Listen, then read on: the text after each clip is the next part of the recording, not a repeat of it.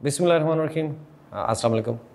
Subject of agreement का topic हम discuss करेंगे और ये काफ़ी लंबा टॉपिक है, तो इसे हम 2 लेक्चर्स में कवर करेंगे। आज हमारा ये है लेक्चर नंबर 1। इस लेक्चर के अंदर सबसे पहले तो सब्जेक्ट ऑफ अग्रीमेंट का जो बेसिक रूल है वो हम देखेंगे। और बेसिक रूल है क्या? सब्जेक्ट ऑफ अग्रीमेंट का बेसिक एक ही रूल है सिर्फ, बाकी जितनी सारी भी डिस्कशन है वो है सब्जेक्ट्स के बारे में। हम देखेंगे वो बेसिक रूल है क्या। देन हम देखेंगे 2 सब्जेक्ट्स को एंड से ज्वाइन करते हैं तो हम उसका अग्रीमेंट कैसे करेंगे। नॉन इसेंशियल नाउन फ्रेजेस क्या होते हैं अग्रीमेंट में, हम उनको किस तरह से डील करते हैं।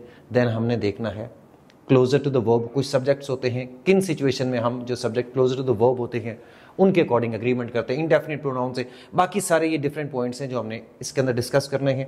Percentage, fraction, portion, weight, distance, time, then relative pronoun, और उसके बाद रिवर्स एग्रीमेंट क्या होता है वो भी हम इस लेक्चर में देखेंगे। तो हम चलते हैं जी आगे फर्स्ट रूल पे, जो बेसिक रूल है। Basic rule subject of agreement का एक ही है कि सिंगुलर सब्जेक्ट के साथ हम सिंगुलर वर्ब लगाते हैं, और अगर प्लूरल सब्जेक्ट है तो उसके साथ प्लूरल वर्ब लगेगा। जैसे the bird is flying, the birds are flying. Singular है तो इसके साथ इज, प्लूरल है तो इसके साथ आर। ये रूल आप सबको पता है। अब इसके बाद जितनी सारी भी डिस्कशन है इस टॉपिक के अंदर वो सारी इस बात पे होगी कि सब्जेक्ट सिंगुलर है या प्लूरल है। एंड से ज्वाइन करेंगे कब सिंगुलर होगा कब प्लूरल होगा। जब बाकी कंजंक्शंस लगाएंगे तो हमने कैसे लेना है, इंडेफिनिट प्रोनाउंस कब सिंगुलर हैं कब प्लूरल हैं। सो इस रूल के बाद जितनी सारी भी डिस्कशन है वो है एक्चुअली सब्जेक्ट के बारे में कि सब्जेक्ट आपका सिंगुलर होगा किसी सेंटेंस में या प्लूरल होगा। तो हम देखते हैं जी 2 सब्जेक्ट्स को जब हम एंड के जरिए ज्वाइन करते हैं तो जनरली हम इसको आमतौर पर हम इसको प्लूरल लेते हैं। 2 सब्जेक्ट्स जब भी एंड से ज्वाइन होंगे, अली एंड हसन, 2 सब्जेक्ट्स हैं अली एंड हसन, हमें पता है आर लगता है, are attending the party. Lahore and Karachi 2 शहर हैं, आर लगेगा। लेकिन 2 सिचुएशंस ऐसे हैं, 2 केसेस कि जब हम 2 सब्जेक्ट्स को एंड के जरिए से ज्वाइन करते हैं स्टिल वो जो सब्जेक्ट होता है वो सिंगुलर काउंट होता है। वो 2 सिचुएशंस क्या हैं? केस नंबर 1 या सिचुएशन नंबर 1 ये है कि जब दोनों सब्जेक्ट्स आपके एक ही बंदे या एक ही चीज को रेफर कर रहे होते हैं, दोनों एक ही बंदे के लिए इस्तेमाल हो रहे हैं। फॉर एग्जाम्पल, ये एग्जाम्पल देखिए, my neighbour and friend has या हैव अराइव्ड। अब ये डिपेंड करेगा कि ये दोनों सिंगुलर बनते हैं। हैज हैव तो ऑब्वियसली सिंगुलर होगा तो हैज लगेगा, प्लूरल है तो हैव लगेगा, रूल एक ही रहेगा। अब ये 2 बंदे भी हो सकते हैं और ये एक बंदा भी हो सकता है। लेकिन इस सेंटेंस के अंदर जो एग्जांपल हमने लिखी हुई यहां पे माई नेबर एंड फ्रेंड एक ही बंदा है। हमें कैसे पता चला?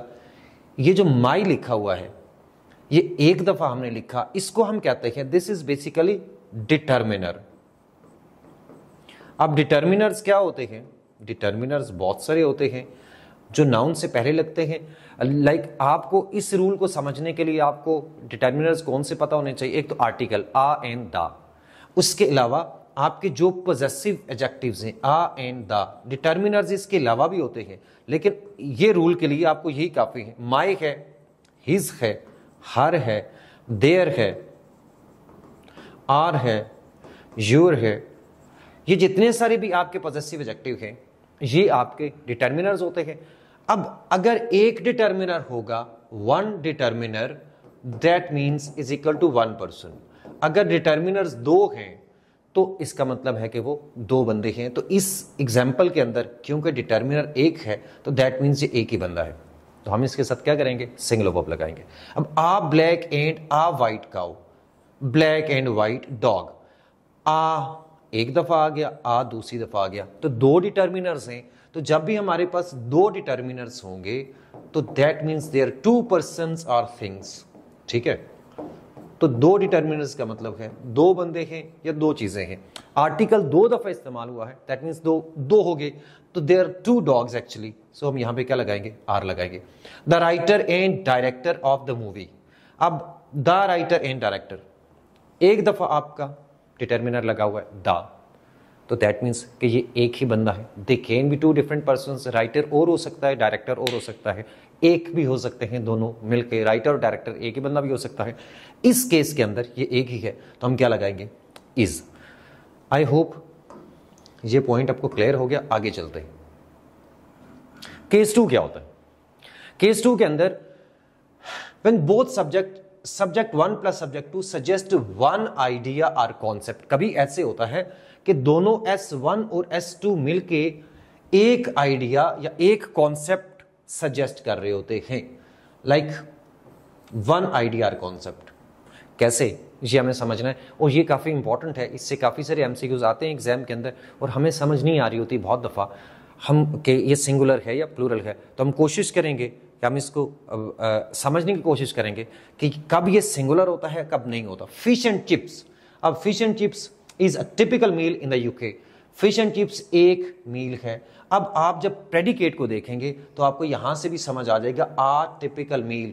आ टिपिकल मील जब आपने कह दिया तो इट मीन्स ये एक मील है, ठीक है। तो आपको इस तरह के सेंटेंसेस में आपको प्रेडिकेट को भी थोड़ा सा ध्यान से देखना है, आपको वहां से आपको कोई ना कोई क्लू जरूर मिल जाएगा। सेकंड सेंटेंस देखिए, rice and beans is my favourite dish. ये डिश लिखा हुआ है, एक डिश है, तो हमें यहीं से समझ आ जाती है कि ये एक है। तो rice and beans is my favourite dish. Breaking and entering, अब ब्रेकिंग एंड एंटरिंग ये एक इडियोमैटिक फ्रेज है। दो जेरेंड्स, ब्रेकिंग एंड एंटरिंग, दोनों को कंबाइन किया तो ये एक आइडिया, एक कॉन्सेप्ट बनता है। ब्रेकिंग एंड एंटरिंग का मतलब होता है किसी के घर में इलीगली आप किसी गलत तरीके से एंटर होते हैं, दीवार फलांग के, गेट तोड़ के, so that is called breaking and entering. तो आप इसके लिए सिंगुलर वर्ब यूज करेंगे। लॉ एंड ऑर्डर, किसी मुल्क के अंदर लॉ एंड ऑर्डर को भी एक कॉन्सेप्ट लिया जाता है। दैट मीन्स कि अमन और अमान जिसको हम कहते हैं उर्दू में, तो एक ही चीज समझी जाती है। लॉ और ऑर्डर दो अलग अलग चीजें नहीं है। सो लॉ एंड ऑर्डर क्या होगा, इज होगा। टाइम एंड टाइड, जितने कॉमन है एक्सप्रेशंस वो मैंने लिखे हुए हैं। टाइम एंड टाइड को आप दोनों तरह से कर सकते हैं। कुछ बुक्स के अंदर आपको वेट लिखा हुआ मिलेगा, कुछ जगहों के ऊपर आपको वेट्स मिलेगा। जो ओरिजिनल कोटेशन है इवन उसके अंदर भी वेट है, बट हम इसको इंटरप्रेट करेंगे as one concept, time and tide. अब इसको जब हम उर्दू में ट्रांसलेट करते हैं तो हम कहेंगे कि वक्त किसी का इंतजार नहीं करता। हम ये नहीं कहेंगे वक्त और लहरें किसी का इंतजार नहीं करती। So tide is also you can say a type of time, a unit of time पुरानी इंग्लिश के अंदर। तो हम इसको टाइम एंड टाइड को एक कॉन्सेप्ट ले सकते हैं, दैट मीन्स टाइम। तो इसके साथ हम क्या करेंगे, टाइम एंड टाइड जब सिंगुलर लेंगे तो सिंगुलर नाउन के साथ एस वाली फॉर्म आती है। ये मत समझिएगा कि सिंगुलर है तो इसके साथ हम ये लगाएंगे, प्लूरल हुआ तो ये वर्ब सिंगुलर प्लूरल नहीं है। सिंगुलर वर्ब के साथ एस वाली फॉर्म आती है, प्लूरल वर्ब के साथ एस के बगैर वाली फॉर्म आती है। जैसे ही goes to college, they go to college होता है। अच्छा, अब ड्रिंकिंग एंड ड्राइविंग, अब देखिए यहां पे क्या आएगा, आपको क्या लगता है?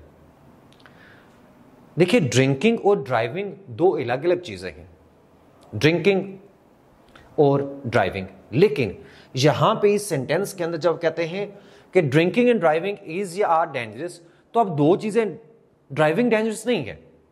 ड्रिंकिंग और ड्राइविंग को जब कंबाइन करेंगे, इकट्ठा करेंगे, ड्रिंकिंग एंड ड्राइविंग एक आपका कॉन्सेप्ट बन जाएगा कि यानी आप ड्रिंक करके आप ड्राइव कर रहे हैं।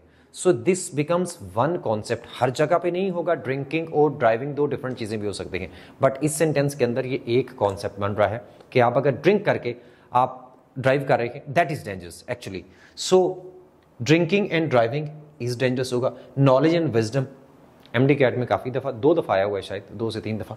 Knowledge and wisdom has have often no connection. अब देखिए इसमें अगर आप प्रेडिकेट को देखेंगे हमें समझ आ जाएगी, नॉलेज और विजडम दो चीजें हैं या एक चीज है। देखिए यहां जो है नो कनेक्शन, नॉलेज और विजडम का अक्सर कोई कनेक्शन नहीं होता। अब कनेक्शन कभी भी एक चीज का नहीं हो सकता, ऑब्वियसली उसके लिए दो होंगी या 2 से ज्यादा चीजें होंगी।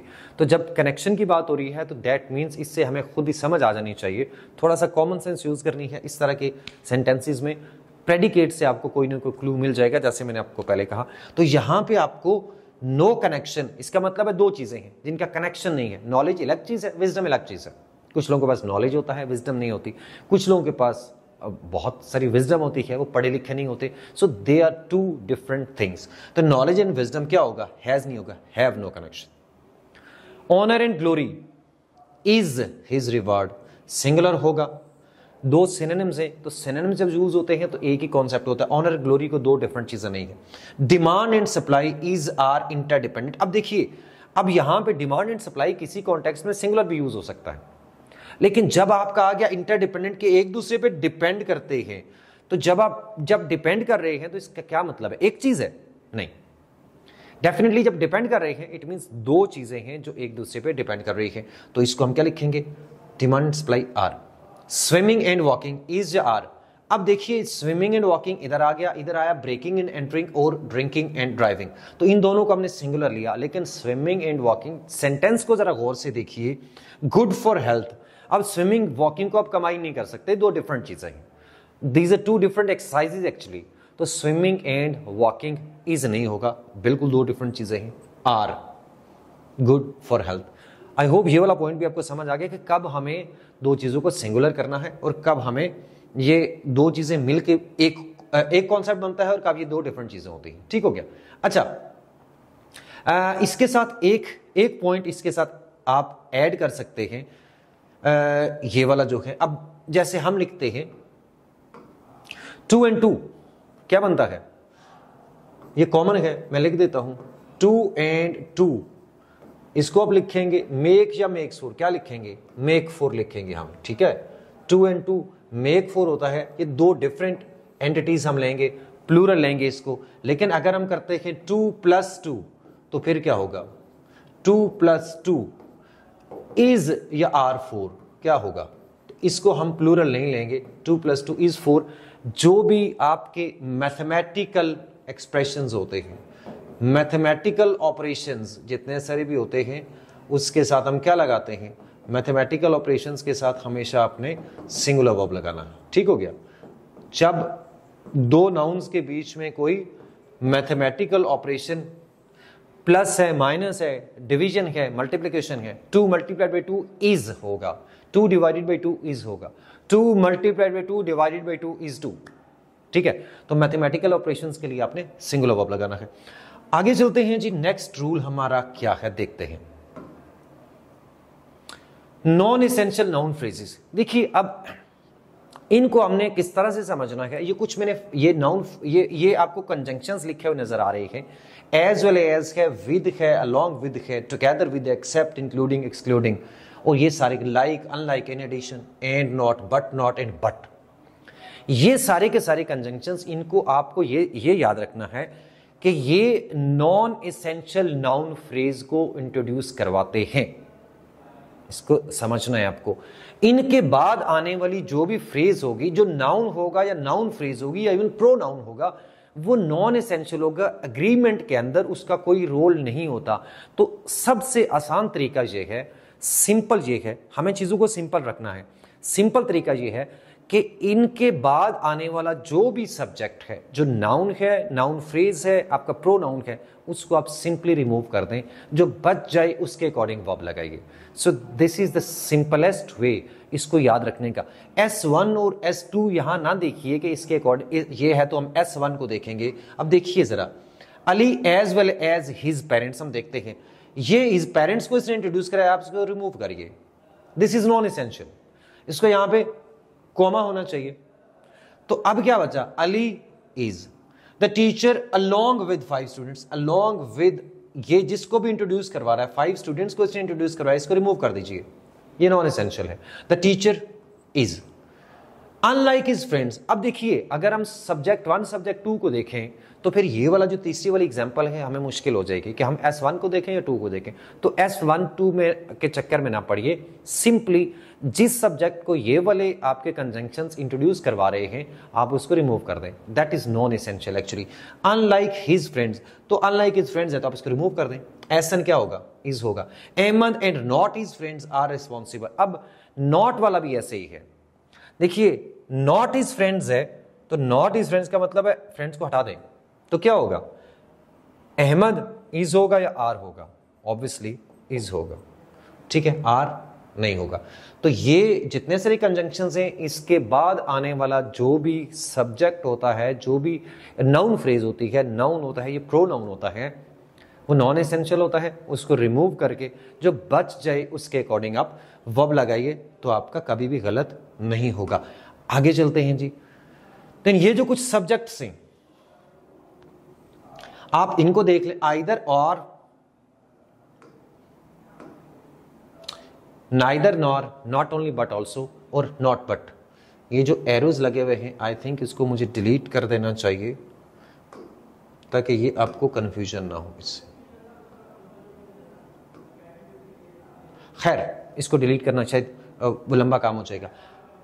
देखते हैं, ये जो है आपका आइदर और या सिर्फ और, neither nor, not only but also, not but, ये सारे के सारे ये चार कंजंक्शंस को आपने इनको याद रख लेना है। इन चार के ये जब भी ये चार होंगे तो हम क्या करेंगे, जो क्लोजर टू द वर्ब जो सब्जेक्ट है हम उसके अकॉर्डिंग वर्ब लगाएंगे, जो वर्ब के करीब तरीन है, यानी आमतौर पर वो सेकंड सब्जेक्ट होता है। Not only Ahmad but also his friends. अब एक अहमद है यहाँ पे, एक हिज फ्रेंड्स है, ये इनके करीब कौन सा आ रहा है, फ्रेंड्स है या अहमद है? ऑब्वियसली फ्रेंड्स है, तो हम इसके अकॉर्डिंग करेंगे are. The boy or his parents, his parents ये करीब है आपका इसके वर्ब के, तो हम इसके अकॉर्डिंग आर करेंगे। यहां पे money, neither the books nor the money was a were stolen, तो मनी करीब है तो हम मनी के अकॉर्डिंग करेंगे, वर नहीं होगा। द क्वेश्चन और the options was ever wrong, क्या होगा, ऑप्शंस और हो या आइदर और हो, दोनों का एक ही मतलब है। तो अब द ऑप्शंस ये इसके करीब है वर्ब के, तो हम इसके साथ वर लगाएंगे। The question are one of the options, इसको देखिए क्या होगा। अब यहां पे ऑप्शंस नहीं है, यानी इसने और को किन दो चीजों को ज्वाइन किया, question, one of the options, इन दो को ज्वाइन किया है। तो अब हम ये, क्योंकि ये वाला हिस्सा ये जो सेकंड वाला है ये वर्ब के करीब है, तो हम क्वेश्चंस को इसको तो छोड़ देंगे। अब हमें हमारा सेंटेंस क्या बना, हमारा सेंटेंस बन रहा है वन ऑफ द ऑप्शंस। अब वॉज होगा या वर होगा, हमें पता है कि वन ऑफ के बाद हम सिंगुलर वर्ब लगाते हैं, तो यहां पे वॉज लगेगा। ठीक हो गया, तो इसको आपने इस तरह से समझना है। अब हम अगले रूल पे चलते हैं जी। Next one is indefinite pronouns. अब हमने पढ़ लिया दो सब्जेक्ट्स जब एंड के जरिए ज्वाइन होते हैं तो फिर क्या होता है, दो सब्जेक्ट्स के बीच में जब कोई और कंजंक्शन आता है तो फिर क्या होता है, कंपाउंड सब्जेक्ट्स जो है। तो उसके बाद अगली चीज क्या है, इंडेफिनिट प्रोनाउंस। कि इंडेफिनिट प्रोनाउंस के एग्रीमेंट हम कैसे करते हैं। इंडेफिनिट प्रोनाउंस तीन तरह के हैं, इनके अंदर से भी क्वेश्चन आता है हमेशा। तीन तरह के हैं, एक वो जिनके साथ हमेशा हमेशा आपको सिंगुलर वर्ब लगाना है, दूसरे वो जिनके साथ हमेशा आपको प्लूरल वर्ब लगाना है, और तीसरे वो जिनके साथ कभी सिंगुलर और कभी प्लूरल वर्ब लगता है। हम इसको देखते हैं, पहली कैटेगरी कौन सी है, ऑलवेज सिंगुलर। ये है, आप कौन कौन से हैं इसको जरा गौर से देख लीजिए। ईच है, एवरी है, आइदर है, नाइदर है, वन है। पहले तो आप ये याद रख लीजिए, EEENO, ये जो आपके हैं पांच, इनको अलग से याद रख लीजिए। These are 5, each, every, either, neither, one, इनके साथ हमेशा हमेशा हम सिंगुलर वर्ब लगाएंगे। एक आध एक्सेप्शन है, वो हम डिस्कस कर लेंगे कि कब नहीं लगता इनके साथ सिंगुलर वर्ब। उसके बाद ये वाले जो है, इसको आपने किस तरह से याद रखना है, ये टेबल को आपने इस तरह से याद रखना है। एक्चुअली ये ऐसे इसको टेबल समझ लें, दिस टेबल, ये वाला आप इसको यूं बना लें। अब इसको यूं पढ़िए, everyone, everything, everybody, everywhere, someone, something, somebody, somewhere, anyone, anything, anybody, anywhere। इसी तरह से नो के साथ है, नो वन है, नन नहीं है, नन इज समथिंग एल्स और no one is something else. तो इसका डिफरेंस आपको पता होना चाहिए। तो अब ये सारे जितने सारे भी हैं, यानी जो भी आपका प्रोनाउन वन पे एंड हो या थिंग पे हो या बॉडी पे हो या वेयर पे हो, वो सिंगुलर होगा। ठीक है, तो ये बनते हैं 16, ये बन गए 5, तो ओवरऑल 21 है इंडेफिनिट प्रोनाउंस जिनके साथ हम हमेशा सिंगुलर वर्ब लगाते हैं। एग्जांपल्स देख लेते हैं। Neither of the two answers. अब आइदर नाइदर को हम इस तरह से यूज करते हैं, पहले हमने पढ़ा था नाइदर नॉर, आइदर और, वो और है, ये वाला और है। अब देखिए neither of the two answers, तो जब भी नाइदर ऑफ लगाएंगे हम, तो हम इसके साथ सिंगुलर वर्ब लगाते हैं। Either of the two pens is fine, each of the boys is getting a prize, each boy and each girl is getting a prize, each boy and each girl is getting a prize. अच्छा, चाहे आप girl के साथ एक दफा लगाएं each, या आप दोनों के साथ लगाएं each boy and each girl, दोनों सूरतों में आप इसके साथ सिंगुलर वर्ब लगाएंगे। ऐसा नहीं है कि ये बॉय एंड गर्ल दो मिल गए हैं, एंड के साथ ज्वाइन किया हुआ, ये एंड वाले पे नहीं जाना।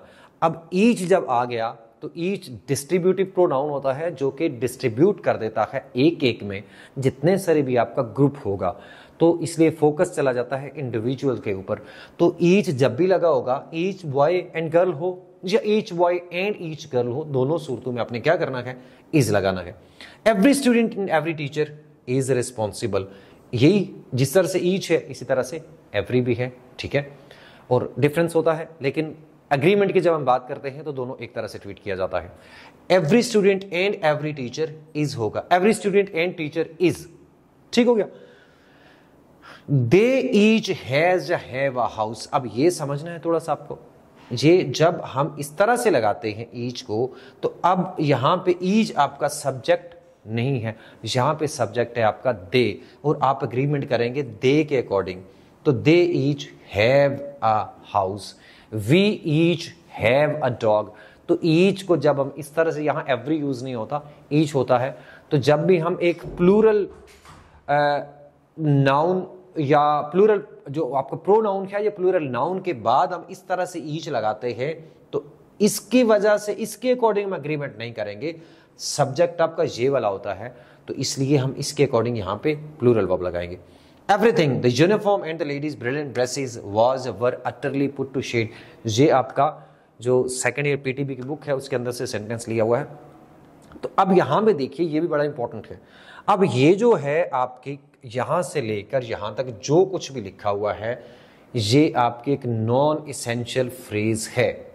तो नॉन इसेंशियल फ्रेज के अंदर इस तरह के स्ट्रक्चर में, नॉन इसेंशियल फ्रेज में चाहे आपका कोई प्लूरल वर्ब आ रहा है या एक से प्लूरल नाउन आ रहा है या एक से ज्यादा नाउन्स आ रहे हैं, कुछ भी बन रहा है, इसका कोई लेना देना एग्रीमेंट के साथ नहीं है। इसको आप नॉन इसेंशियल है, आप इसको रिमूव कर दीजिए।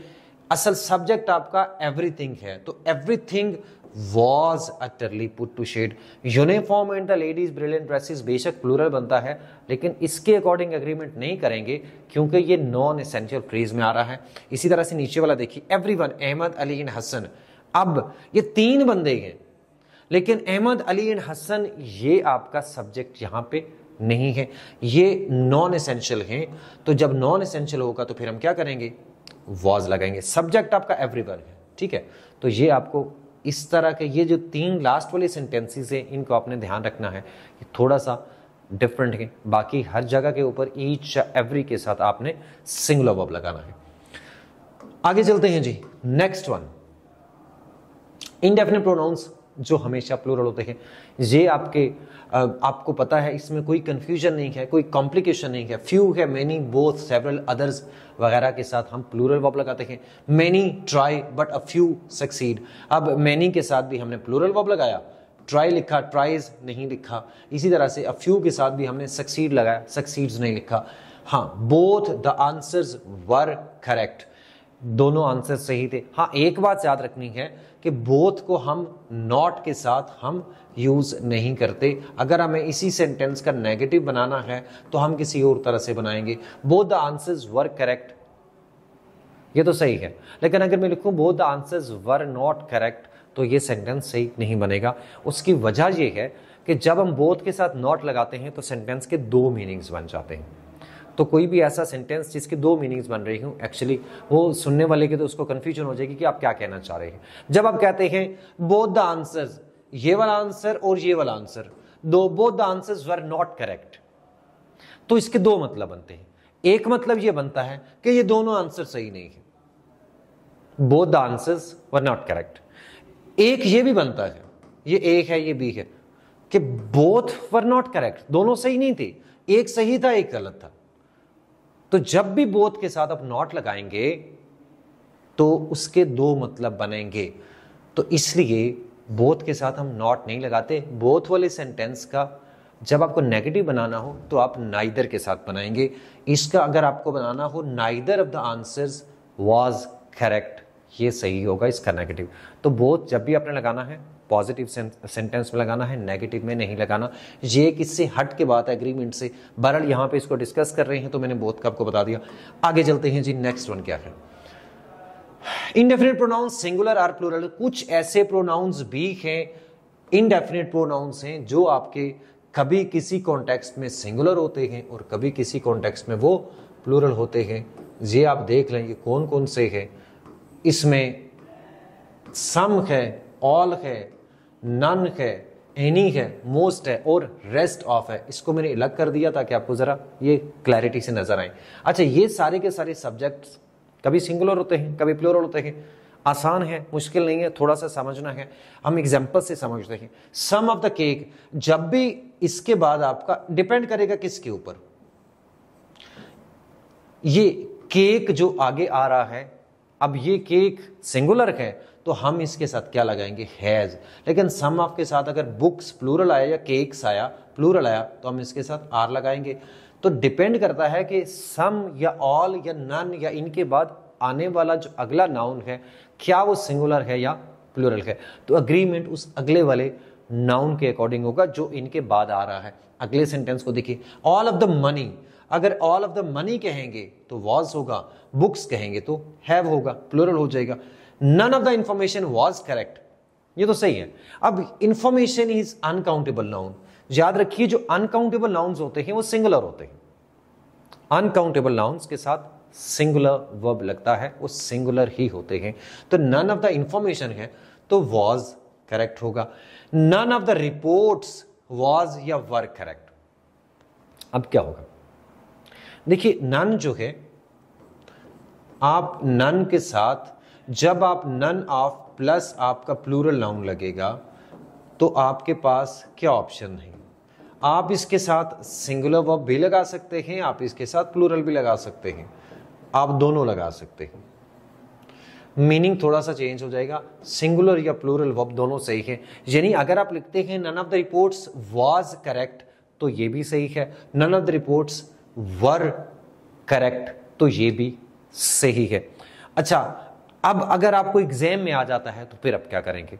अगर आपको एग्जाम में आ जाता है तो अगर हम एमडीकेट के रेफरेंस से देखें तो पहले जब एग्जाम में आया तो नन के साथ सिंगुलर वर्ब को, आंसर की में सिंगुलर वर्ब था, तो हमें फिर किसको चूज करना है, प्रेफर करना है। अगर दोनों हैं आपके पास तो to be on the safer side आप सिंगुलर वर्ब को चूज करिए। वैसे बिल्कुल सही है, दोनों में कोई गलती नहीं है। None of the reports was भी बिल्कुल सही है, none of the reports were भी बिल्कुल करेक्ट है। फॉर्मल ब्रिटिश इंग्लिश के अंदर आप दोनों यूज कर सकते हैं। देखिए नेक्स्ट वाला देखिए जी, एनी के साथ हम कैसे लगाते हैं। Is any of the food left. Any जो है इसको हम इंट्रागेटिव में यूज करते हैं सिंगुलर या प्लूरल के साथ। तो अब एनी ऑफ द फूड आया तो अब फूड आपका यहां पे अनकाउंटेबल है तो इसके साथ हम ऑब्वियसली इज लगाएंगे इससे पहले। अब यहां पे are any of the tickets, क्योंकि ये टिकट्स आपका प्लूरल है तो इसके अकॉर्डिंग हमने क्या लगा दिया, आर लगा दिया। Are any of the boys absent होगा, आर होगा, इज नहीं होगा, ठीक है। तो इसी तरह से ये वाला है जी, rest of the money. Rest of के बाद भी सिंगुलर नाउन होगा तो आप इसके साथ क्या करेंगे, singular verb. Rest of the players plural noun होगा तो आप इसके साथ प्लूरल वर्ब लगाएंगे। तो आई होप ये भी आपको क्लियर हो गया। एनी और नन को जरा ध्यान से आपने देखना है। बाकी हम आगे देखते हैं जी क्या है। Indefinite pronouns singular or plural, ये यही वाला है। ये तो हम एग्जांपल्स, इसको हम नोशनल एग्रीमेंट भी कहते हैं। तो ये हम तो एग्जांपल्स इसकी पढ़ चुके हैं, ठीक है जी। तो हम आगे चलते हैं नेक्स्ट। अब है एक्सप्रेशंस ऑफ डिस्टेंस, टाइम और मनी। अब डिस्टेंस, टाइम और मनी या वेट के जो भी एक्सप्रेशंस हैं आमतौर पर हम उन्हें 1 यूनिट लेते हैं और उसके साथ सिंगुलर वर्ब लगता है, लेकिन हमेशा ऐसे नहीं होता। अभी हम जरा इसको देख लेते हैं। Generally most of the time these expressions they are taken as 1 unit और इनके साथ ऑब्वियसली 1 यूनिट लेंगे तो सिंगुलर वर्ब लगेगा। जैसा कि $10 is a big amount to a child. अब इसको भी थोड़ा सा आपने यहाँ ध्यान करना है, थोड़ा सा प्रेडिकेट के ऊपर। आप बिग अमाउंट जब आपने कहा तो दैट मीन्स एक अमाउंट के तौर पर ले रहे हैं $10 को, 1 यूनिट के तौर पर, इसके साथ सिंगुलर वर्ब लगेगा। 15 minutes was a were given, 15 minutes का एक टाइम इंटरवल है, ड्यूरेशन है 15 मिनट्स का, इसको हम 1 यूनिट के तौर पर ले रहे हैं, वॉज लगेगा। हर एक स्पीकर को एक लिमिटेड टाइम दिया गया and that time was 15 minutes, तो इसके लिए हम इसके साथ सिंगुलर वर्ब लगाएंगे। नेक्स्ट है 50 kilometres is a long distance, a long distance आया प्रेडिकेट के अंदर, तो आ डिस्टेंस इसका मतलब है as a whole a long distance 1 unit, तो इसके साथ हम इज लगाएंगे। अब आइए अगले वाले सेंटेंस पे, 10 years have passed since I last met. अब यहाँ पे हम हैज़ नहीं लगाएंगे, हमें हैव लगाना चाहिए। 10 साल गुजर गए हैं मुझे उससे आखिरी बार मिले हुए। अब यहाँ पे देखिए, जब हम इस तरह से इस्तेमाल करते हैं इस सेंटेंस के अंदर, तो 10 years को आप 1 2 3 काउंटेबल ईयर्स हैं और आप उसको काउंट कर रहे हैं 1 2 3 एज अ होल, आप उसे 1 अमाउंट ऑफ टाइम आप नहीं ले रहे हैं, 1 यूनिट या 1 इंटरवल ऑफ टाइम नहीं ले रहे हैं। अगर मैं बोलूँ 10 years is a long period, तो फिर इज लगेगा। अ लॉन्ग पीरियड एक पीरियड के तौर पर जब लेंगे तो वो आपका डेफिनेटली सिंगुलर होगा, बट इस सेंटेंस के अंदर हम ईयर्स को काउंटेबल ले रहे हैं और 1 2 3 1 2 3 4 और 10, तो यहाँ पे हम नहीं लगाएंगे। इसी तरह से है जैसे आप कहें 10 boys have left, 10 years have passed, तो यहाँ पे इसके साथ हम प्लूरल वर्ब लगाएंगे। There is are only $2। अब अगेन यहाँ पे जब हम इस सेंटेंस को देखते हैं तो यहाँ पे भी आर आएगा, क्योंकि जब आप कहते हैं मेरे वॉलेट में सिर्फ $2 हैं, इसका मतलब है 1 और 2, अगेन आप काउंट कर रहे हैं, तो जब आप काउंट करते हैं 1 2 3, तो दैट मीन्स एक्चुअली आप उसको 1 यूनिट के तौर पर नहीं ले रहे हैं। $50 वॉज वर स्कैटर्ड, अब ये तो सिंपल है, स्कैटर्ड है जब, तो ऑब्वियसली वो बिल्स की बात हो रही है, $50 बिखरे पड़े थे तो वो प्लूरल हो जाएगा, डिवीजन आ जाती है और एज अ 1 अमाउंट उसको ले नहीं रहे हैं। There is are 10 minutes remaining, again यहाँ पे आर होगा, 10 मिनट्स रह गए, इसका मतलब है 1 2 3 काउंट कर रहे हैं हम कि last 10 minutes are left, are remaining या 10 मिनट्स लेफ्ट, तो आपका इसमें भी ये 1 यूनिट नहीं है बिल्कुल भी, और इसके साथ आप आर लगाएंगे। लास्ट को देख लीजिए, millions of dollars was ever, इस पे आप वॉज भी लगा सकते हैं लेकिन वर लग सकता है। मिलियंस ऑफ डॉलर्स जैसे कि thousands of people have attended, इसी तरह से ये मिलियंस ऑफ डॉलर्स है। आप इसको खैर आप इसको आप सिंगुलर ले सकते हैं कुछ कॉन्टेक्स्ट में, लाइक इसके अंदर आप इसको लगा सकते हैं सिंगुलर, बट प्लूरल लगाइए इस सेंटेंस के अंदर भी तो ज़्यादा बेहतर है। इसका मतलब ये हुआ कि डिस्टेंस टाइम मनी के एक्सप्रेशंस आमतौर पर हम 1 यूनिट के तौर पर लेते हैं, लेकिन फिर भी हर जगह पे 1 यूनिट नहीं होता, हमें थोड़ा सा ध्यान करना है कि हम इसको एज अ 1 यूनिट ही कंसिडर कर रहे हैं या एज अ होल 1 अमाउंट के तौर पर ले रहे हैं, 1 ड्यूरेशन के तौर पर ले रहे हैं, या इसको हम काउंटेबल 1 2 3 ईयर्स या 1 2 3 डॉलर्स के तौर पर ले रहे हैं। आगे चलते हैं, नेक्स्ट है 1 ऑफ या ओनली 1 ऑफ। दोनों के बाद आपका 1 ऑफ या ओनली 1 ऑफ, दोनों के बाद आपका प्लूरल नाउन आता है और दोनों के बाद आपका सिंगुलर वर्ब आता है। यानी 1 ऑफ एक्चुअली होता है 1 ऑफ मैनी, ज्यादा में से एक। ठीक, अब एग्जांपल देखते हैं। 1 ऑफ द प्लेयर्स, तो ज्यादा में से जब होगा तो प्लेयर्स होगा पहली बात, 1 of the player, and 1 was होगा। Wasif Ali Wasif is 1 of my favourite writer, ये गलत है, क्योंकि 1 ऑफ जब कहेंगे तो 1 ऑफ ज्यादा में से एक होता है, तो राइटर नहीं होगा, यहाँ पे राइटर्स आएगा। Only 1 of his novels, obviously only 1 of है तो फिर भी नॉवेल्स ही प्लूरल ही आएगा, लेकिन वर्ब आएगा आगे singular. Only 1 of his novels has got response from the readers. Next देखते हैं जी, नेक्स्ट है एक्सप्रेशंस ऑफ परसेंटेज, फ्रैक्शन और पोर्शन। तो अब इनके साथ हम किस तरह से लगाएंगे वर्ब, ये एक्सप्रेशंस को थोड़ा सा आपको ध्यान करना है। इनके बाद सिंपली ये है कि इन एक्सप्रेशंस पे डिपेंड नहीं करता, एक्चुअली इसके बाद आने वाले नाउन पे डिपेंड करता है। इसको भी नोशनल एग्रीमेंट ही कहते हैं वैसे। अब इसके बाद अगर इन एक्सप्रेशंस के बाद डिस्टेंस है, परसेंटेज है, फ्रैक्शन है या पोर्शन है, इन एक्सप्रेशंस के बाद अगर सिंगुलर नाउन आ रहा है तो वो भी आगे सिंगुलर होगा, और आगे प्लूरल नाउन आ रहा है तो प्लूरल वर्ब होगा। लेकिन कलेक्टिव नाउन आ रहा है तो फिर क्या करेंगे, ये भी हम देखते हैं, एग्जांपल्स को पढ़ते हैं। Half of the movie, movie है तो movie is a singular noun, इसके साथ वाज लगेगा। Half of the questions, questions plural है तो क्वेश्चन के साथ वर हो गया। 2/3 ऑफ द वोटर्स, अब वोटर्स है तो हैव लगेगा, प्लूरल है वोटर्स। एक बात याद रखनी है, इट्स 2/3, 2/3 नहीं होता, हम कहेंगे 2/3।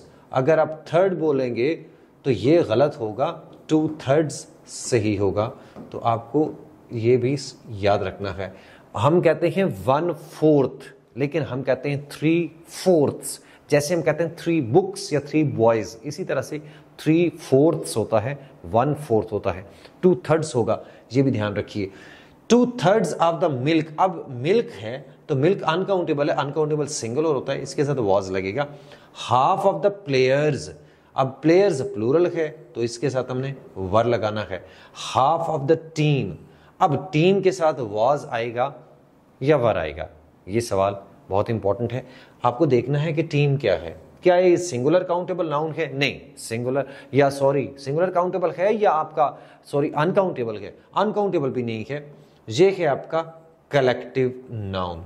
तो कलेक्टिव नाउन्स जो होते हैं ये उन कलेक्टिव नाउन्स के अंदर आता है कि जो कभी सिंगुलर होते हैं और कभी प्लूरल होते हैं, यानी एज अ वन यूनिट लेते हैं हम कभी टीम को, और कभी टीम को as members of the team या प्लेयर्स ऑफ द टीम के तौर पर वो डिवाइड हो जाती है।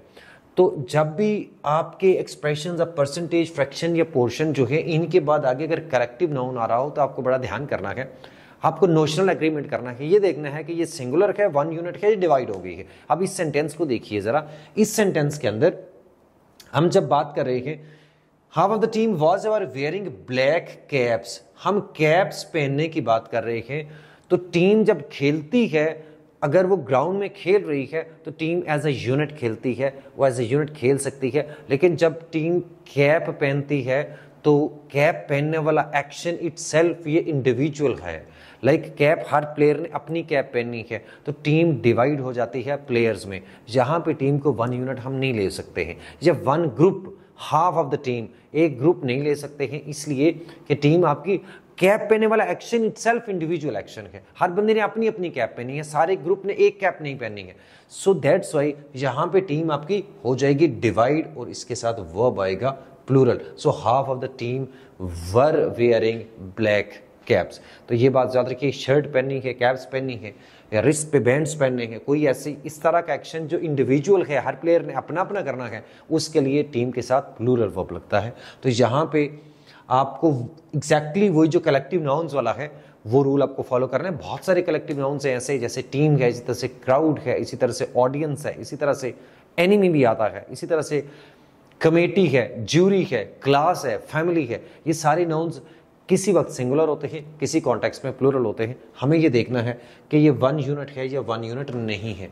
तो आगे चलते हैं जी, नेक्स्ट हमारा क्या है, नेक्स्ट है रिलेटिव क्लॉज। अब रिलेटिव क्लॉज क्या होती है, रिलेटिव क्लॉज आपकी शुरू होती है किसी रिलेटिव प्रोनाउन से या रिलेटिव एडवर्ब से, हु विच दैट से आमतौर पर शुरू होती है रिलेटिव क्लॉज।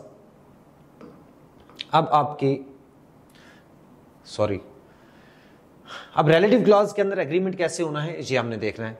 सिंपल है, रिलेटिव प्रोनाउन आप जब भी लगाएंगे, रिलेटिव प्रोनाउन जैसे ये आपकी रिलेटिव क्लॉज है, विच वाज नीडेड, ये शुरू हो रही है एक रिलेटिव प्रोनाउन विच से। ये वाली रिलेटिव क्लॉज है विच वर नीडेड, ये आपकी शुरू हो रही है अगेन एक रिलेटिव प्रोनाउन विच से। ये वाली हु से शुरू हो रही है, और ये वाली भी हु से शुरू हो रही है, और ये भी हु से शुरू हो रही है। अब देखिए, जब भी एक रिलेटिव प्रोनाउन लगता है तो उससे पहले एक नाउन या प्रोनाउन का होना बहुत ज़रूरी है। रिलेटिव प्रोनाउन से पहले एक नाउन या प्रोनाउन लगता है जिसके साथ वो रिलेटिव प्रोनाउन जो वो रिलेटिव क्लॉज एक रिलेशन बना रही होती है, इसीलिए इसको रिलेटिव क्लॉज कहते हैं। ये नाउन जब प्रोनाउन जो होता है इसका एक खास नाम होता है, इसको हम कहते हैं एंटीसीडेंट।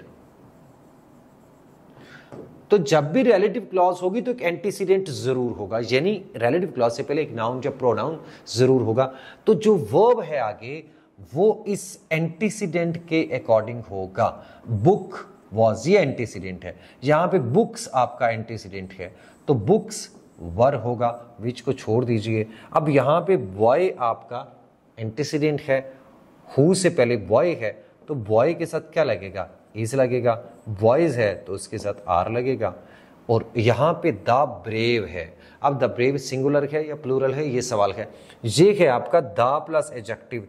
जब भी हम द लगाते हैं एडजेक्टिव के साथ और आप रिप्रेजेंट कर रहे हैं बंदों को, तो उस वक्त ये होता है प्लूरल।